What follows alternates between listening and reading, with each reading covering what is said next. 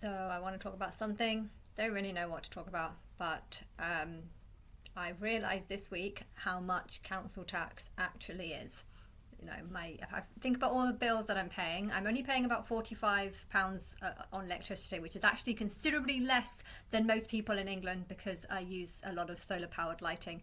I have a couple of small panels, and I like dim lighting at night. And well, because it gets dark at around 10 o'clock, I'm not really using any lighting at all because I don't go to bed too late. But yeah, I was realizing if I add up all my bills in the summer months, this is the winter months it's a lot more, but in the summer months it's like 45 and then 12 and 11 and 10, and it doesn't amount to 110, which is what council tax is. And I'm just thinking, like, what the hell am I paying £112 for? I know you get the police service, and then you're kind of thinking, well, do I really use the police service? I mean, if my house gets burgled, I bet they'll do a report, but I doubt they'll actually look into it.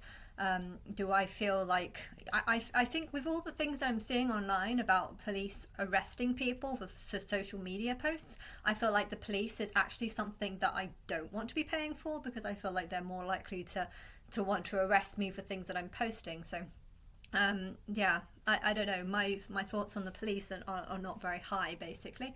And then I'm thinking about the doctors and stuff. Okay, yeah, I had a cyst. 2 years ago, I had a cyst that was infected. I thought that when it was affected, it would just kind of be absorbed by the body and it would go away and be fine. I went on holiday for 4 days and it just got worse and worse, or it just hurt the whole time. And then I was forced to go to the GP. They sent me to the hospital. I spent 4 hours waiting to be seen, only for them to tell me that they couldn't see me that day. So I went home, and then I came back the next day. They told me to get there at 7 o'clock in the morning, or 6:30 in the morning. I got there at 7, knowing that they probably would make me wait ages, and no one was there. And they basically made me wait till about 10 o'clock before seeing me. And I was seen at around 10 or 11 o'clock. But yeah, if you want to know about my opinion of the hospital, it was shit. I also had a bandage change after that, and there was a couple, because they were saying it needed to happen like every other day. There was one or 2 days where I had to go to a hospital to get a bandage change. I think I went to London at one point. The London one was actually quite efficient. That wasn't too bad. But yeah, the one in Birmingham, I waited about an hour. But during that time, I was seeing a lot of other people who were just coming in to get checkups, like emergency calls. And I know some people were complaining about being there all morning. And therefore, I don't feel like hospitals are reliable. I don't feel like, this cut that I got on my finger is okay, it's pretty bad and it probably does need a stitch, and I think I'm more scared because the GP wouldn't even see me. But it's actually kind of bothering me, this, because the hospital is supposed to be for like bad problems. If you've got a cyst infection and you don't realize how bad it is, and then a few days later they tell you that actually over the last few days the acid in the cyst has actually just been burning all your skin tissue, and now you're going to have a massive back injury or back lump. Now you're going to spend the rest of your life looking like you've been shot in the back. If I see that as an important thing. You don't want to have acid and just burning through tissue in your back, and therefore you need to go into hospital. But the fact that I went into hospital and had to wait 2 days, and there's moth flying around me, 2 days with about 8 hours in total, maybe even 9 hours in total, and to think that the GP is supposed to be for non-minor things. If someone comes in with a spray, with like a cut on their finger, which is probably about 1 centimeter and 2 millimeters, so 12 millimeters, probably about 12 millimeters long. Okay, it probably does need a stitch, but if the person doesn't want a stitch, surely you should be like, okay, yes, we'll see you, because this is, we can't do stitches, but we can look at it, we can make sure it's not infected, we can give you some sort of reassurance that you're not going to die of septic shock, or at least put some sort of treatment on it and just bandage it properly. They could have done something like that. Instead, they kind of almost treated me quite rudely. Like, it was like, oh no, we don't do stitches here, you have to go to a hospital. It's half an hour cycle away. I don't drive. It's not convenient. I don't want to spend ages. Well, that's your choice then. Like, literally, that's what she said. It was almost like she was insulted about the fact that I wasn't wanting to go to the hospital, and she didn't even want to take the appointment. And I think I I called up the next morning and showed a picture saying, can I see someone? I'm not going to the hospital because it's too far away and I can't be bothered to wait hours.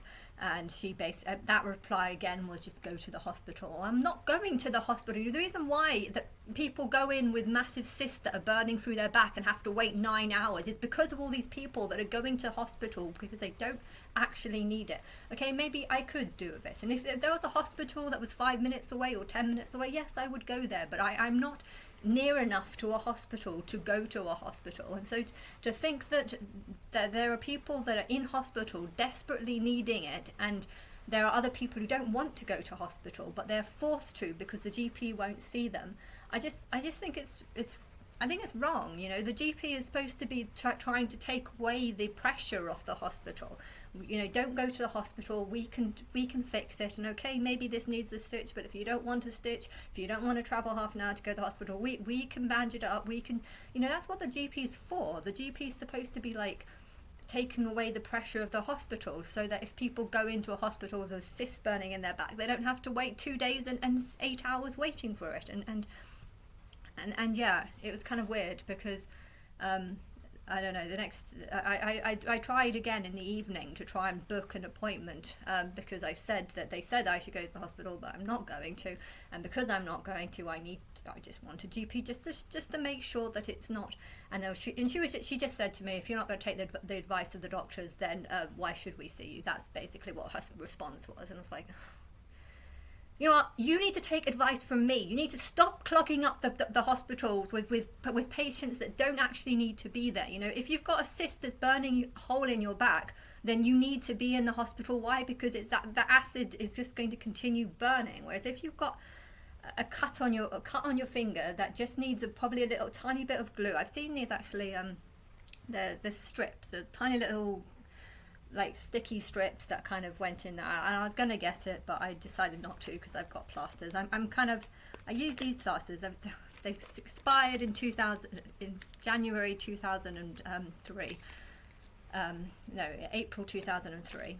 They expired in April 2003, but whatever.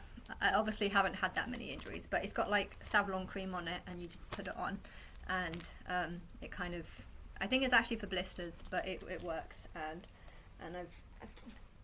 I don't know.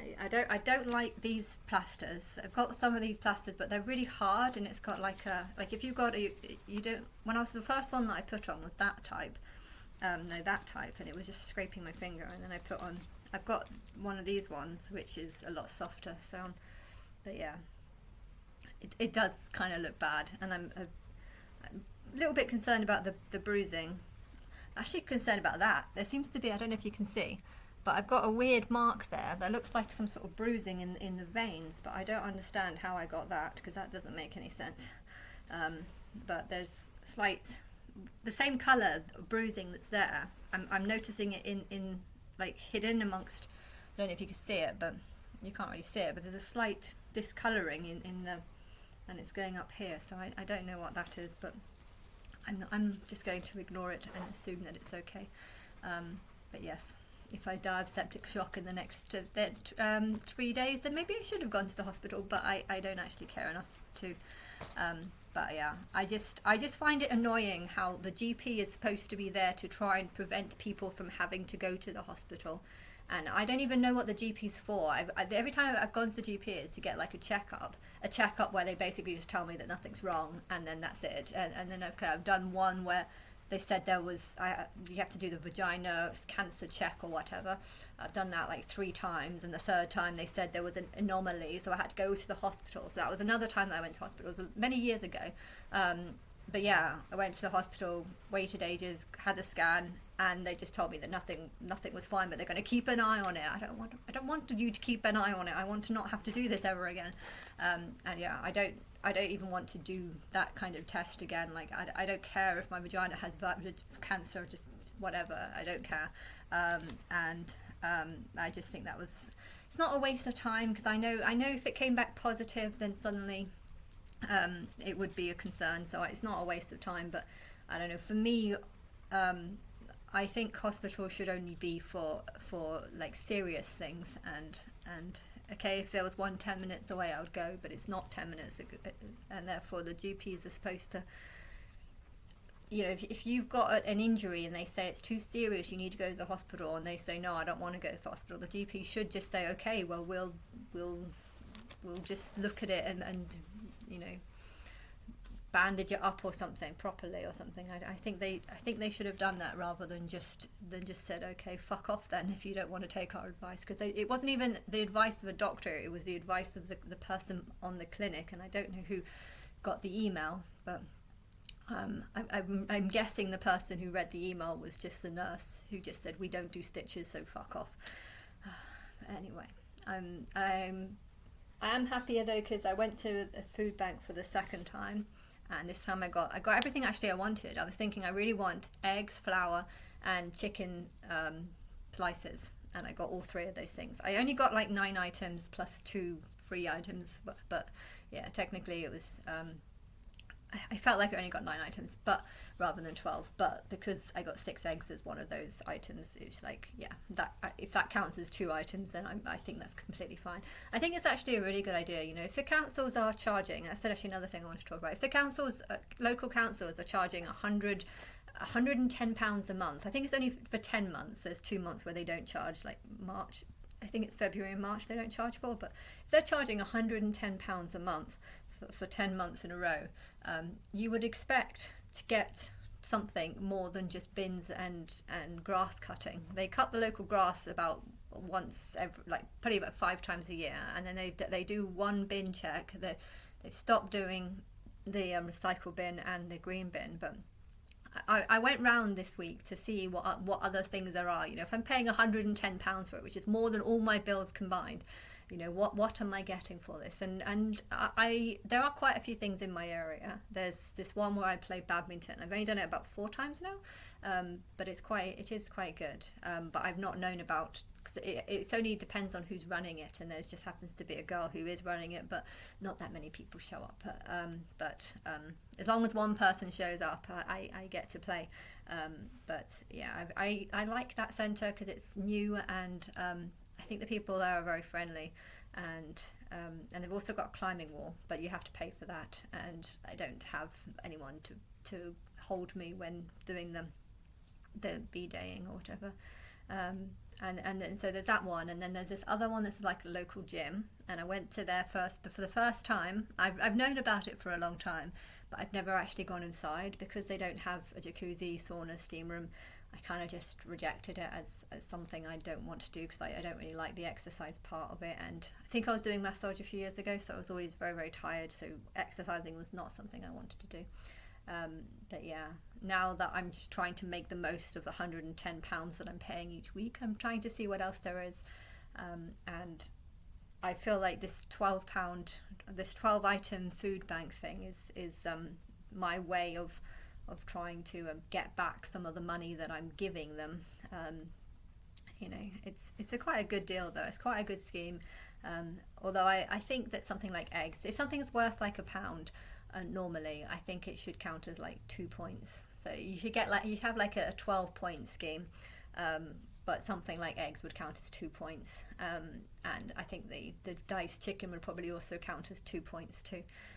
But something like a tin of baked beans, that's usually 50p, so that would count as 1 point. So I'd say items that are usually 50p should count as 1 point. Items that are usually about £1 should count as 2 points, and then you have like a £3 item deal. I think that's quite a good idea, because there's a lot of people that like stealing and stuff, but there's also a lot of people that feel like they can't afford food, and so having some sort of system where you pay something and you get a lot more for your money.